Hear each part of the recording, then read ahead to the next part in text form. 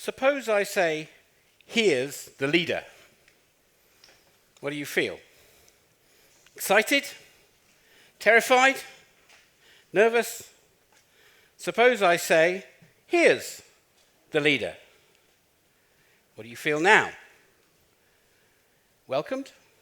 Engaged? This, of course, is Napoleon on the left, and on the right, the noted restaurateur and hotelier Raymond Blanc outside his Manoir aux Quatre Saisons restaurant and hotel near Oxford in England. They're both French, they're both men, but they're different leaders, I think. And they're here as the archetypes of the hero and the host. Leading, the verb, requires at least two people. You can't just have a leader, you must have other people who are going to be led as well. So leading is not about a role, it's about a relationship.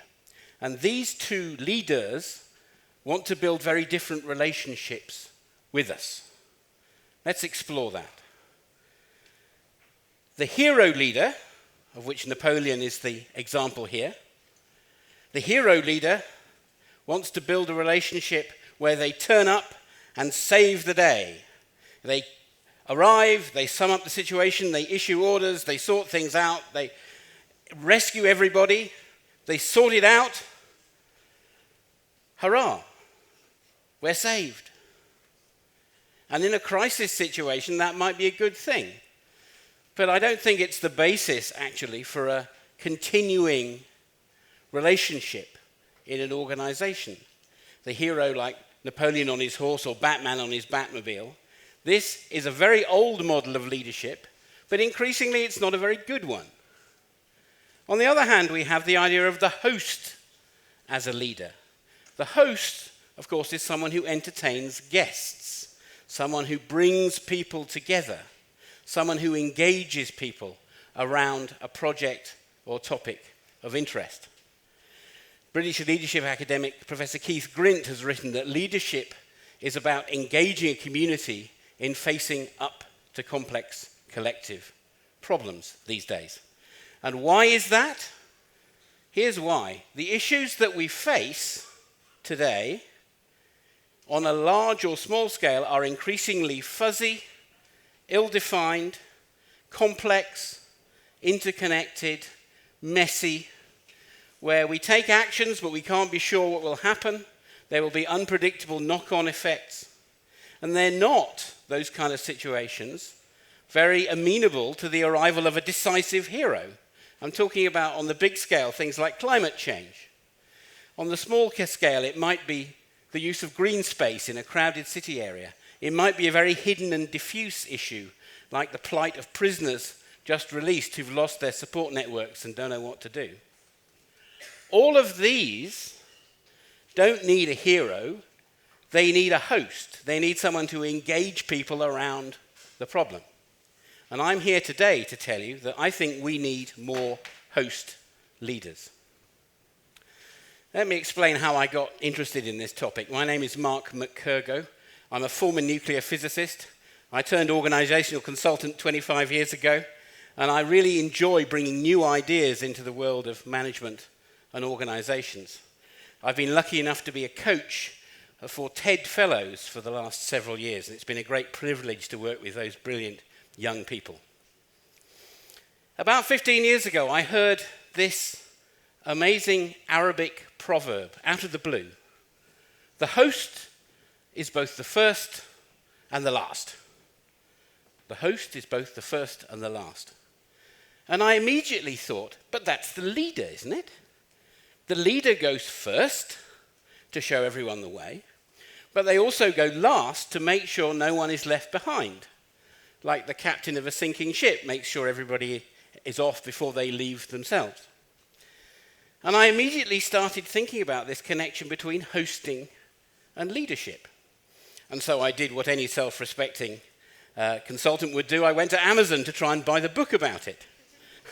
But I discovered there was no book. There was nothing about this connection between hosting and leadership at all.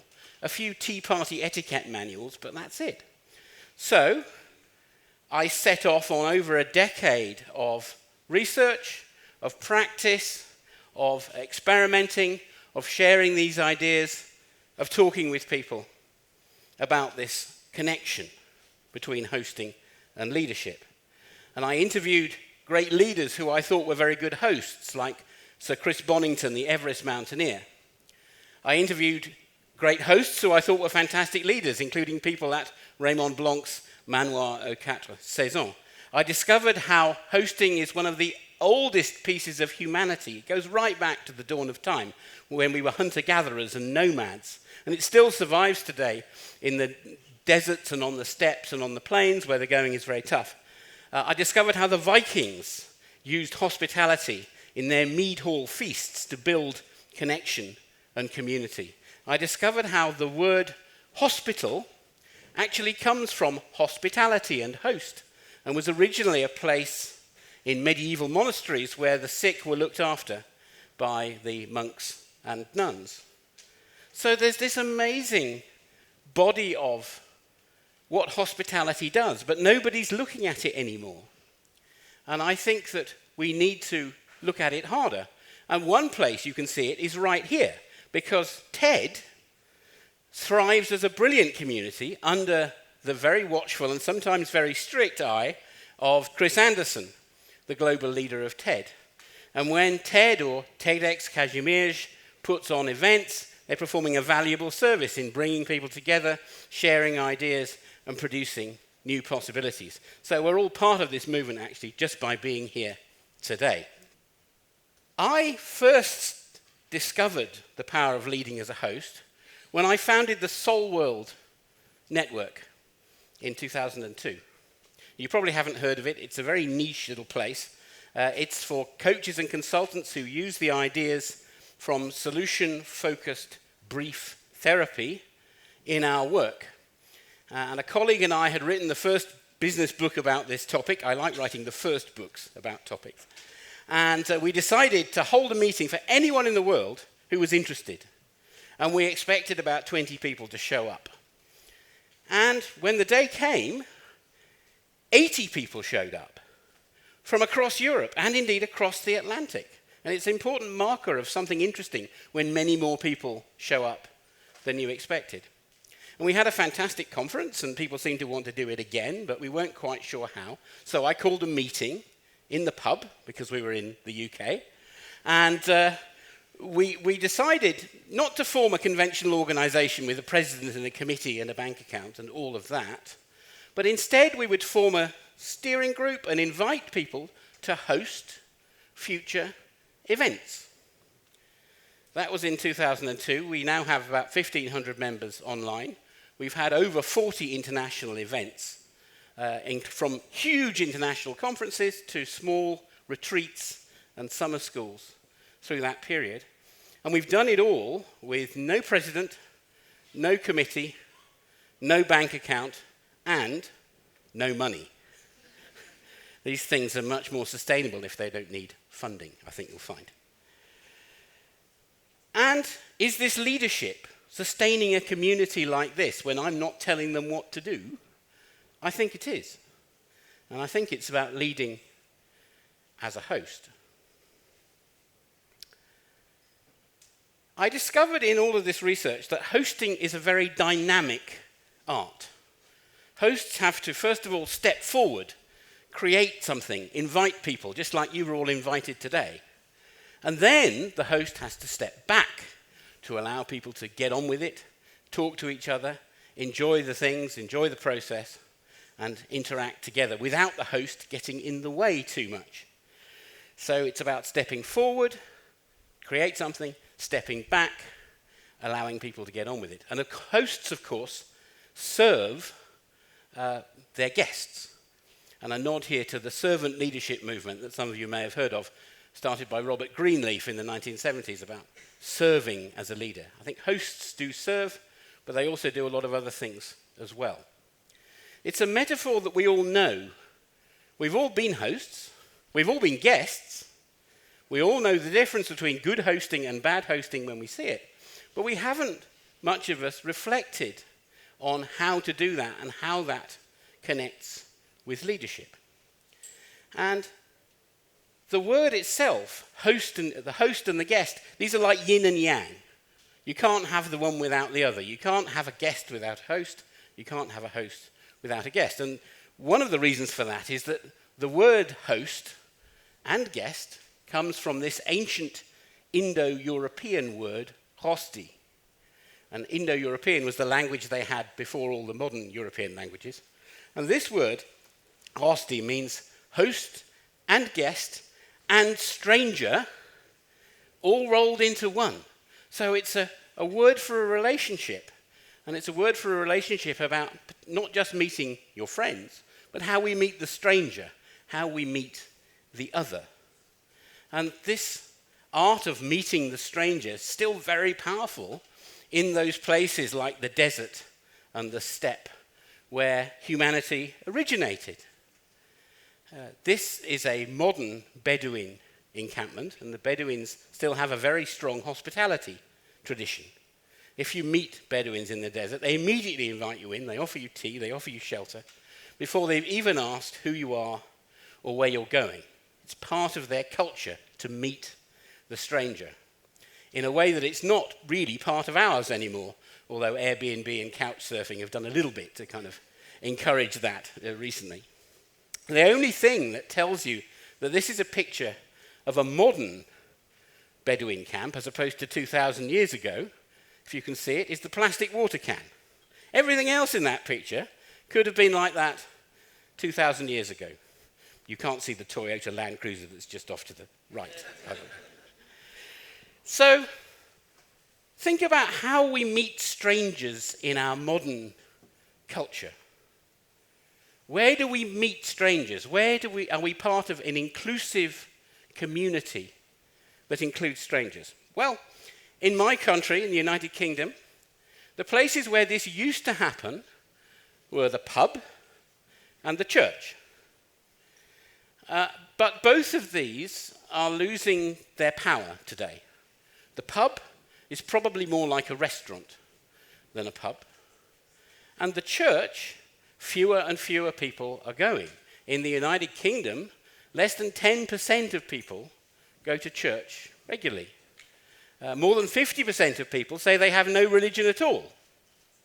I realize that things are a little different here in Poland and also in the United States, where many more people go to church. So, how can we meet strangers?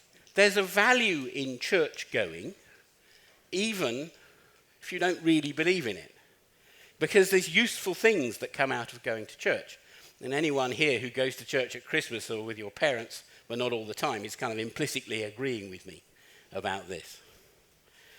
Where can we meet strangers today? Because if we get cut off from our communities, that can have very serious consequences. The problem of loneliness is getting worse and worse. In our crowded cities, loneliness has never been such a problem. If you get cut off from your community involuntarily, people's health begins to suffer, their personal care begins to suffer, they get stress, they get depression, heart disease goes up, even suicide rates go up. It's a serious problem, and even the UK has just appointed a minister for loneliness a few months ago. So serious is the situation.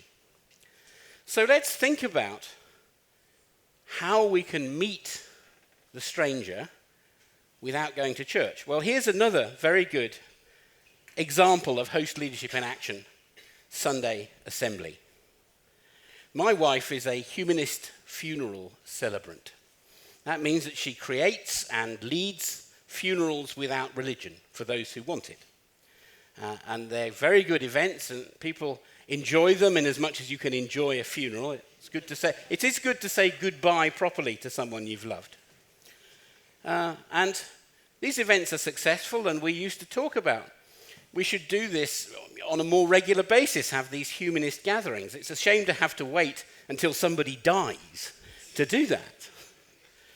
And then word came out in 2013 of a new Godless Church that was going to start in London. And it was led by two comedians, Sanderson Jones and Pippa Evans. And their motto was going to be, live better, help often, and wonder more. So, my wife and I went along to the first one, along with 250 other people. Now, Pippa and Sanderson expected 30 people, but 250 came. And it's another example of more people showing up than you expected, being interesting. And this, instead of hymns, we sang pop songs. Instead of a sermon, we had a talk. Instead of Bible readings, we had poems. Instead of prayers, we had a moment of reflection. We ate tea and cake afterwards. That's much the same.